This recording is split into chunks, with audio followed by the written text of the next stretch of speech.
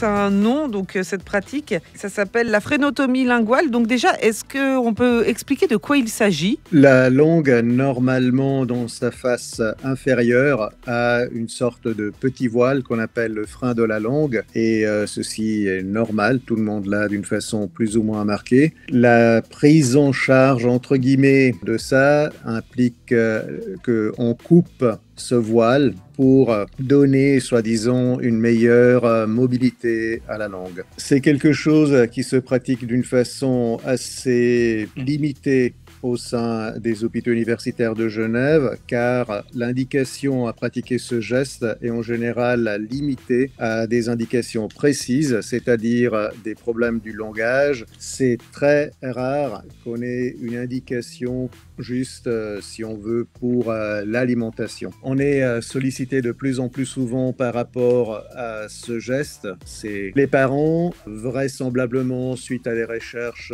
sur Internet ou des avis qui ont eu de connaissances ou d'autres. Et c'est très rare qu'on soit amené à le pratiquer, de par le fait que quand on examine l'enfant, on se rend compte qu'en réalité, le frein de langue est tout simplement la structure anatomique qu'on s'attend à voir sous la langue, et c'est pas à l'origine de problèmes mécaniques qui entraînent des difficultés d'allaitement. Et quels sont les risques à faire cela? C'est les risques, entre guillemets, de tout geste invasif, c'est-à-dire qu'il peut y avoir des complications sous forme de saignement, sous forme d'infection et de problèmes au niveau des glandes salivaires. C'est un geste qui peut causer des douleurs, certainement. Si on coupe un peu plus que la partie, entre guillemets, membraneuse, c'est quelque chose qui va entraîner des douleurs pour le bébé.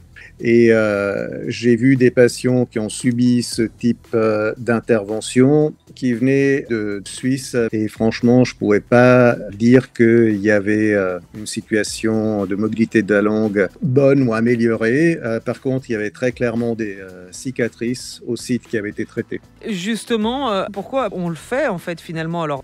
C'est une question intéressante. On a l'impression que ce soit un sujet entre guillemets à la mode. Il y a eu une augmentation géométrique des publications sur ceci depuis début des années 2000, mais pas vraiment d'augmentation des connaissances sur ce sujet. Et les résultats de la section du frein de langue sont pas particulièrement majeurs.